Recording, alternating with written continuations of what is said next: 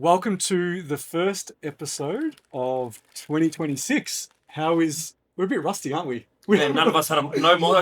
I just realised there's no monsters in that photo. He's got a fucking Mount Franklin spark.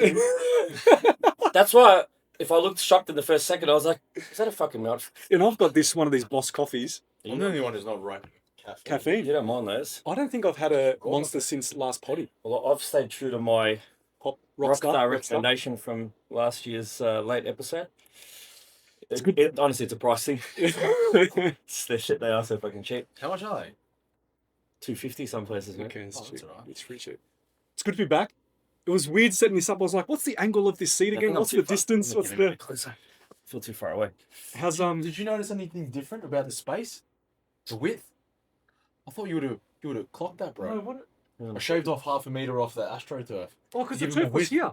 So The turf was here. yeah, so it ran up until that point there. So Because the dumbbells were on the turf, weren't they? no, the dumbbels were where On the they edge are of now, it, but they were closer to 1/2 us. meter forward. Yeah. So Ah, that was 1.8 meters, and I've shaved it down to 1.3. Nice. Just because it got some new, and it gives it a bit more width because we've got some more pieces. because you're going to get some more equipment in here. Yeah, we do. Yeah, nice. When's it coming? Early March, I think. Beautiful. All right. MG, give us an update. I also shaved a few centimetres off my head and a few centimetres of tendon off my elbow as well. Do you want to tell, like, it wouldn't be a Poddy without you telling us about a new injury that you have. My elbow tendons are destroyed. My right. You're cupping there. Yeah, just you can see like Yeah. how the closer it is to the actual. So it's flexor and extensor have both got have had severe tendinosis for ages, but I did unfortunately tear a little bit of it off the attachment from picking up a Ryobi 36 volt blower vac without the battery, which is where all the fucking weight is in the battery, man. And I literally just picked it up off the floor, and as I turned the wrist, I just felt this massive pop. It had already been playing up for a little while. Anyone that's been listening knows it's been giving me grief for ages, but that was kind of the final straw. So, not fun. But So what do you need to do? I'm gonna just rehab it, which I've been doing non-stop, just isometric holds, isotonics, everything that you could imagine. Yep. Negatives. It has its days. Funnily enough, it's not actually training in the gym. There's definitely loads that I can't tolerate. Like if I'm rowing or lat pull down, or there's an RDL, limit for how much I can hold.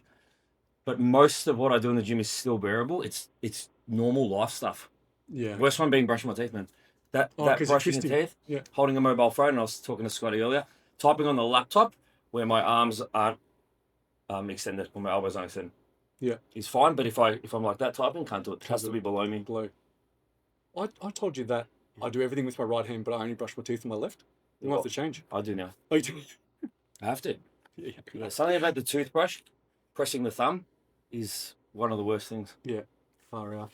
I just noticed too. I think you have a hickey on your neck. Do I? Yeah. Nah, I know you and me are having a baby, I but think it's a. Actually, that does look like a hickey. I think it's a. I think it's a scratch from Scratch. Horizon. Because I cut myself this morning, Oh, it might be a little scratch, yeah. shaving back a few centimeters. I did. Other than the injury, how was your time off? It was amazing, man. Yeah. Yeah, we went up to the beach house in Inverloch, and Talia just played in the sand 4 or 5 hours a day. Yeah. I built every possible version of a turtle that exists in sand mounds. Ninja variety, normal variety, newborns. What are the big 100-kilo top? I built one of those out of sand. Yeah. I think that's what my elbow. Can dig. But no, we had a ball, man. She'll be 2 next month. Mhm. As you boys know, we're having a little bit of a farm Yeah. get together. But she's just of that age where she's just so much fun and joy, non-stop and full of energy. But it's like playing with someone who's got the same attitude as me at 38 and her at 2 years old. We're the same. So poor me, she's got to put up with both of us. But it's awesome. Me's 27 weeks this week. How's she doing? She's good. She's tired. As growing a human inside of you, takes a lot out of you. And she's always been, quite lean. So she really does have a lot of pop to her. Yeah. At 27 weeks. But she's handling herself really, really well. Just really tired at the end of the day, as you would expect. Yeah. And chasing Talia around is Tiring. no small effort. Yeah. With the giraffe you bought her, she freaking rides that thing. Oh, like a giraffe? Yeah, man. She's crazy. We play this game where we have those couches you can make into whatever, so we make them into a tunnel. Yeah. And then giraffe has to hop on the top of the tunnel and put his head in from the top and pop in and be like, "Can I come in and play with you?" If you heard some of the voices that I do for Tally, I'm gonna start bringing some into the potty. But that's awesome. And Owen and T had a bit of a break from that too. yeah, we did. We had a couple of weeks closed, and we're just about to kick off with our first challenge for the year, which starts next week. Been going crazy on Facebook and Instagram advertising. I think this campaign alone, which we started 2 weeks ago, I think I've called 47 inquiries that all came from Facebook ads, which is awesome. So I think we've got 16 starting it. Jesus. So it's 6 weeks, 3 4-on-1s per week, fortnightly nutrition consults, before and after body scans, and some internal house like prizes as we go. Yeah, that's awesome. So it should be good. You got a new body scanning machine. Got the proper it's called ActiveX. Yeah. But it's probably similar to an in-body. Certainly the data report at the end is pretty similar. So the way that it tracks. But, some of the stuff competitors I've been using for is just looking at, like, it measures an intracellular and extracellular fluid. Oh, cool, okay. So, like, someone who is close to the gym, who's like, oh, yeah, I'm feeling, like, my cycle's due, I'm feeling a bit fluidy. Fluidy? It's like, Like, come scan. Because I really want to see if there's a difference. Is there fluid or not? Are you just feeling like that? Yeah, there's definitely a difference in the I could imagine, yeah. That's awesome. Just bringing this up on you. Any goals for this year that you want to talk about? Personal, business, O&T, clients? Yeah, so... Traveling? Are you doing... probably not doing any traveling because you're going to have the baby, obviously. Yeah, have a healthy baby. Yeah. Number one. There's so many things I've been doing at home. This year, personally for me, other than my family, is just like, I've been doing so much around the house and just having a really good time. I've been landscaping so much. Oh, that's awesome. Painting fences. Yeah. So that's my thing this year. I've got heaps of stuff I want to tick off at the house. Yep. And of course, bring a healthy little girl into the world and try and navigate life as a father of two. I'm sure Scotty's going to have to give me a hand with lots of it, but and of course fit in everything that we've got on this year. Yeah, of course. With the retreats coming up very, very soon. Yeah, crazy. I think it's a month away. Yeah. Beyond excited for that. But yeah, apart from the family increasing this year, I haven't really given too much thought to anything else. Have you picked a name? Mm-hmm. You have? Okay, cool. Yeah. We'll leave it at that. What do I say my dad wanted? Marquina. My dad says Mark, so of course, Marquina sounds... Yeah, okay. Sounds perfect. But no, even though we wouldn't call our second daughter either of our mum's names. It's like, traditional sort of Italian. So it's I don't think you'd guess it. Okay. I'll say a funny story, right? So you told me what Talia's name was going to be before she was born. And you said to me, don't tell anyone, keep it a secret. So for me, the way my mind works is I forget. That's how I keep secrets. I forget. So then Kiki goes to me, what are they calling their baby again? I was like, fuck, I don't fucking remember. He told me not to tell anyone, so I just forgot it. But did you actually forget? I actually literally forgot for a bit. And then I thought about it and it eventually came back to me. But that's how good I am at keeping secrets. I just forget what you tell me. I love that. So if you ever tell me throughout this one, I'll keep it a secret. I won't tell you. I was trying to get it out of you there. I don't see where you're coming down. You almost got me. Almost gave it off there at the end. No, we're recording this one. All right, Scotty. Updates. What's been happening? How was your break? Did you have some time off the gym? Were you at the gym? What's going on? It was pretty business as usual for me. All my staff are off, so for the first time in a long time, I was very much on the tools. I was running classes and doing one-on-ones, which, if I'm honest, is just not my cup of tea anymore. Okay. It was really good to engage and see so many of the members that I don't ever normally get to see, even though it was quieter. But it just, my days were so much longer because trying to still do my usual work and then run a 6 a.m. class and then do like 2 or 3 of Chris's PTs. Oof. And I'm like, fuck, it's 10:30 and I haven't done any of my actual work. Yeah. So they were like 6 till 8 pretty much every day. So wow. It was, I was very excited to have him come back. And man, I had Mads here as well. And obviously, Woz and Janine came back in the second week, I think, of January. So that helped a bit. But otherwise, it was pretty busy. So it wasn't really any downtime. But we nicked off to the Gold Coast last week, which was good. How was it, yeah? Yeah, it was good. It was To be honest, I don't think I'll go back there. We never ever go on school holidays, and I know why we've never gone on school Okay. holidays. It was so You left it to the late end, which would have given you. Well, it would have been a little better, but if it was still hectic, that's what I thought. But it's just people everywhere. Places that we would usually go. Some of the parks we'd usually go. It's just not used to even the beach having so many people there. So, but yeah, both kids now at school as of this year. So it means we have to be a little bit more selective with when we take them out. So, but I don't think I'll be going back up there in holidays. It's just too busy. Yeah. So much cruisier. So When do they start school? Is it this week? Harvey's at school today. So wow. he's had his first day back today, and then Evie start prep tomorrow. And that's crazy. I know, Oh, wow. That's crazy. That's awesome. They just do. Queen She does half days for. Is Thursday, Friday, that school ready for it? Tweet. Well, they know who's walking in. That's all right. They're ready for her to just sass that place up. But she's a So boss. she was really annoyed that she only get to go 9 to 1 for the first 2 weeks. Oh, Because they yeah, okay, yeah. She's a high level operator, man. Progressive So- overload, yeah. Yeah, but she's She's overloaded. She's ready to go. Man. She's ready. Even She's when she's ready. dropping off Harvey today, Jen rang me. She's like, Harvey got offline, and she's like, Evie was telling everyone, I'm coming tomorrow. Yeah, you better start see how top that they're ready for Make this way. I'm coming. Fucking let's pretty go. nice.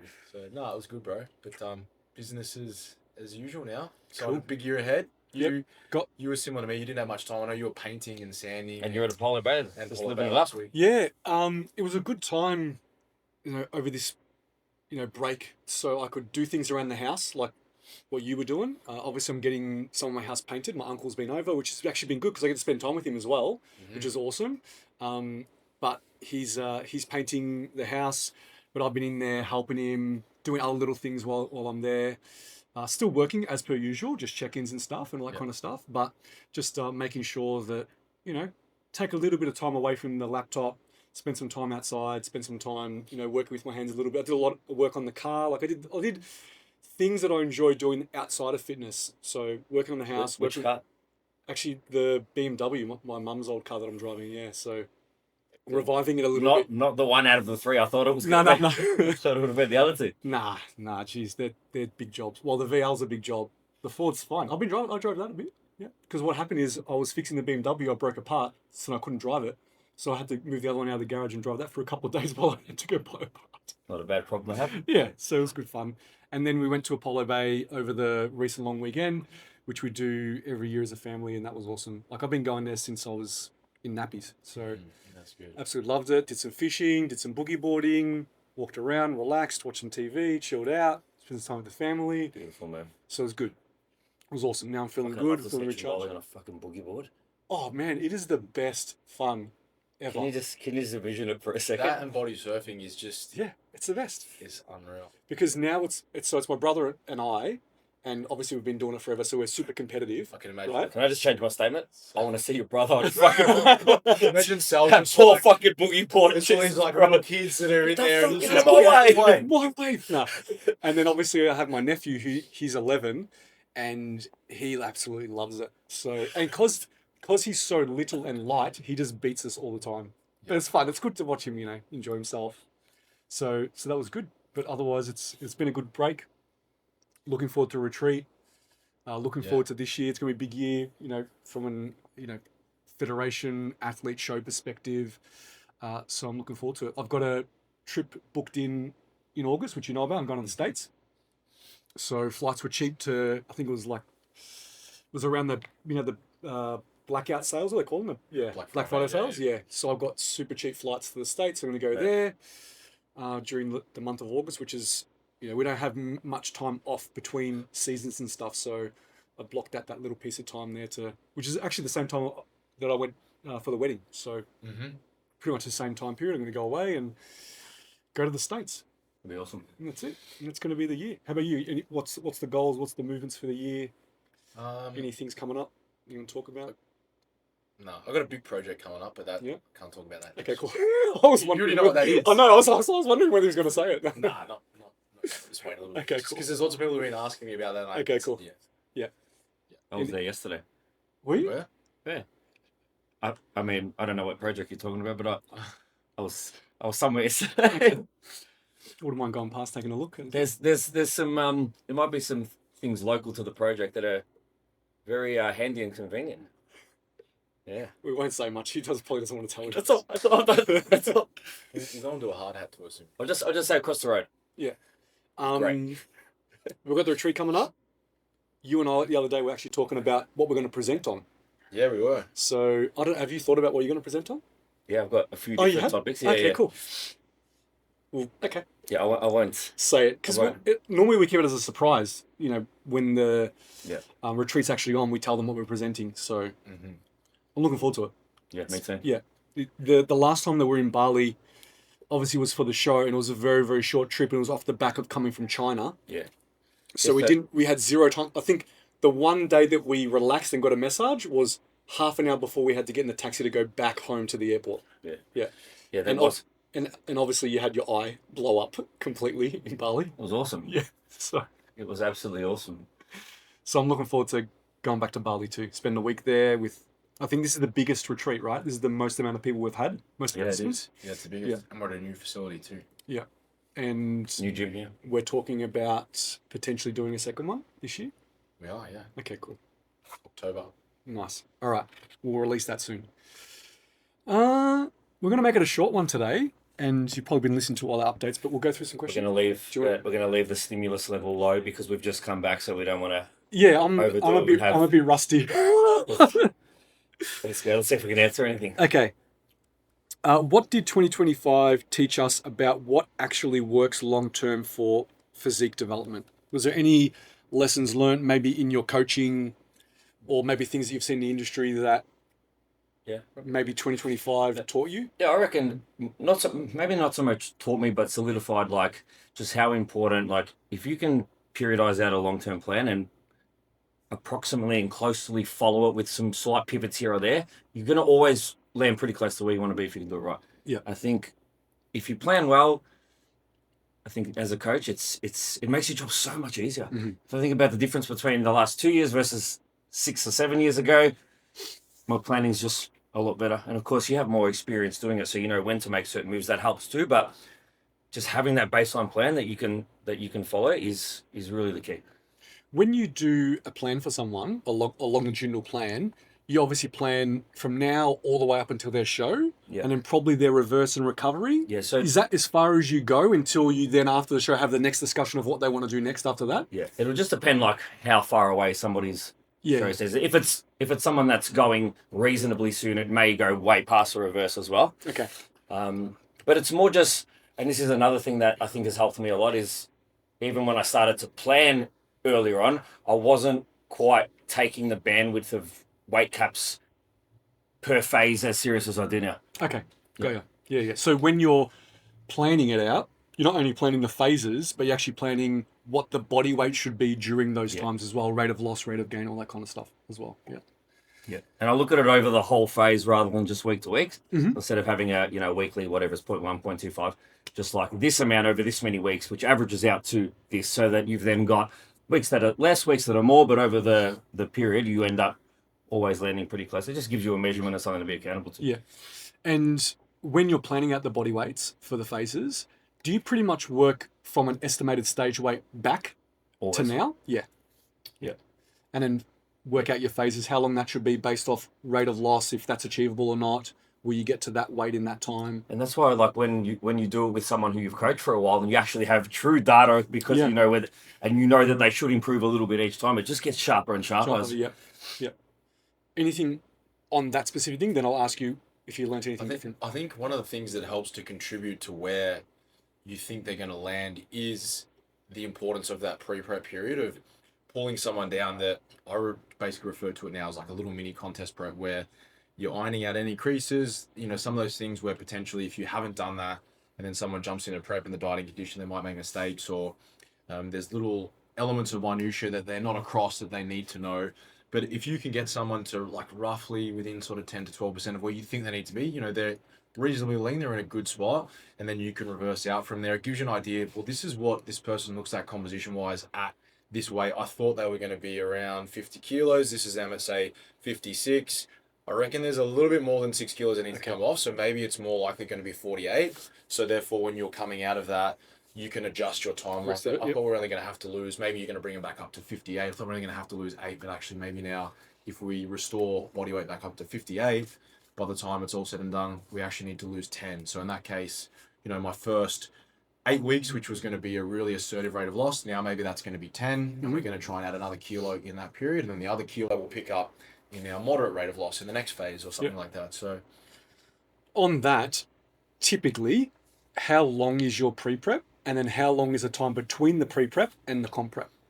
Typically. So I usually like to have the amount of time that you allot to pre-prep. I want to have at least that, ideally 1.5, that amount of time, so that we can restore any potential diet-related adaptations that might take place, especially for females. If for example you saw that maybe there was right in that last week there was some disturbance to the menstrual cycle, and as a result of that you know that there's probably some turbulence physiologically and endocrinologically. And so then knowing that you need to bring energy availability up maybe a little bit quicker so that you can start to turn those things back online a little bit quicker. So at least when they're starting prep from an endo perspective, they're going to be in a better spot, especially now that we know that energy availability typically governs, menstrual related adaptations more so perhaps than just body composition. So things like that are definitely important. But I think as a rule, most people are going to need at least 8 weeks. But then I'll have some where, if I use narrative issue, I'm going to be saying where we had planned for 8, but we needed 10 to get the job done in terms of being where we were going to be. So we tied on an extra 2 weeks. Mm-hmm. But then when you reflect on it now, and she's bang on, she's way ahead, she's food's high, she's in a good spot, you are rewarded for that in the contest prep now because she's not having to lose that extra maybe kilo and a half within the prep. Might not sound like much, but when you're talking about getting extremely lean, sometimes that can be the difference between, a lot of turbulence at the back end versus just landing things smoothly. Yeah, it's funny that you said those numbers because I was like 8, then 12. Yeah. So it's like 8 pre-prep, 12 between the pre-prep and because that's a 1.5. So it's funny that you said the 8. Yeah, my pre-preps might be typically shorter. I call it the pre-lean 13. Pre-lean So it's like 13. 5 in the mini cut, aggressive, 8 back. So Okay, yep. which is about 1.5. Yeah, okay, yeah, makes sense. So I allow 13 weeks before the prep starts. Yep, makes 5 sense. of which Yep. I'm getting weight off, and 8 to come back up. But I had some examples like at the end of last year of 3 different competitors who are either sports fitness or bikini, who all really, really, really adherent in their off season, who all did either 4 or 5 week aggressive mini cuts and pulled off 4, 5, and 5 in that. Okay, wow. Yeah, there you go. The only time I wouldn't follow that specific rule is sometimes during the Christmas period, I want to try to keep that free and not be dieting during that time for that athlete. So then I might start the pre-prep a little bit earlier and I might have that gap between that and the prep a little bit longer just so I don't impinge on that period there. Yeah, just from a lifestyle perspective. Even a psychological it's just psychological. As in if they're doing season A or season B or C? C. Oh, 100%. Yeah. My pre-prep phases usually start between October and November because I want to have that done. Yeah. So they're reversing because at Christmas time, even the psychological element of being able to eat and not even track, so that the pre-prep needs to be wrapped up, for me, ideally 2 weeks before then, so they're not exiting a really assertive dieting period and then into Christmas now I get meat because you just undo all that work. Yeah. Absolutely. But that also, if someone is needing more than that amount of time, then either they're not responding to the intervention or likely they've gained way too much composition. And that's where it's a bit of a balancing act where in the improvement season, you want to maximize time spent in a state of positive energy availability so that you can maximize adaptation and grow more tissue. So if you know that you've got a lengthy period, this is sometimes what you've got to weigh up. You might have someone now, it's like January, and you're like, I'm thinking about running a 5 or a 6 week tidy up around about March, April. Whereas it's like, well, if you slow things down a little bit, instead of adding a 6 week tidy up, then maybe you add an extra week or 2 to your pre-prep, and then you're really assertive and you keep this person well fed, training is better, unless they're at a point where you need to resensitize hunger. Sometimes you're better, they may be a little bit more fluffy, and maybe they need to lose a little bit more in that pre-prep, but instead of using 5 or 6 earlier in the year and then add 1 or 2 to the back end, and adherence is so high because they're like, fuck, I've been eating for so long, like I want to suffer. And so everything's on point, and then you see, you'll see you might see, like, if it's guys, you could see, it's not uncommon for me to see 3 kilos for some guys, even for me personally, 3 or 4 kilos in a week, because you see a decline in glycogen, food volume, and then they're a hyper responder. Yeah.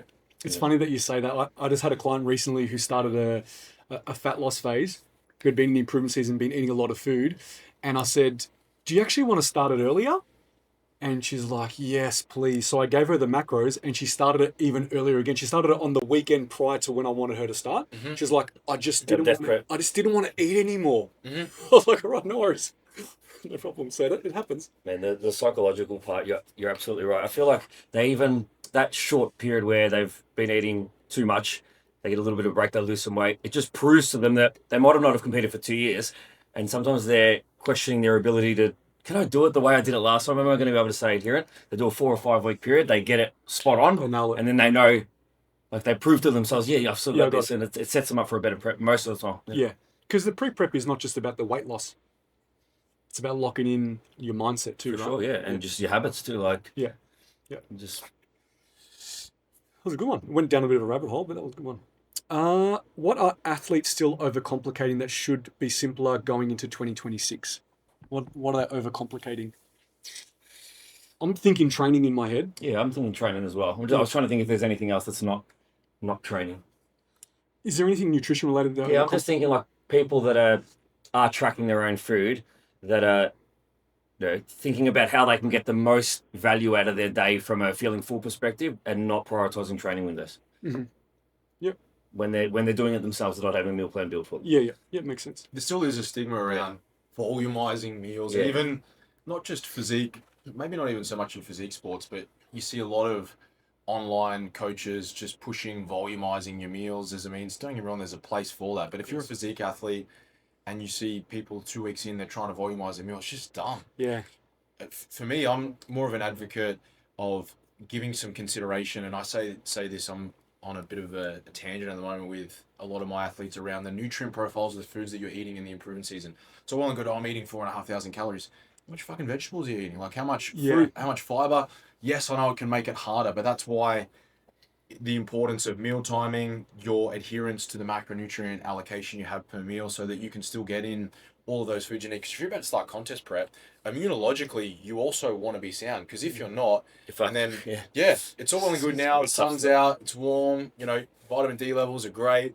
But come May, if you haven't been eating good food, your white cell count's low, your neutrophil count's low, and you fall ill, that could cost you a whole month in contest prep when people get sick. So the importance of making sure that you're in a really good, robust state from an immunological standpoint, I think is so undervalued, and most people just don't place enough emphasis on that. So what are some advice that you give them if they're on a lot of carbohydrates or on a lot of food, they're just pounding bowls of rice, and they go, I don't really want to have broccoli on the side.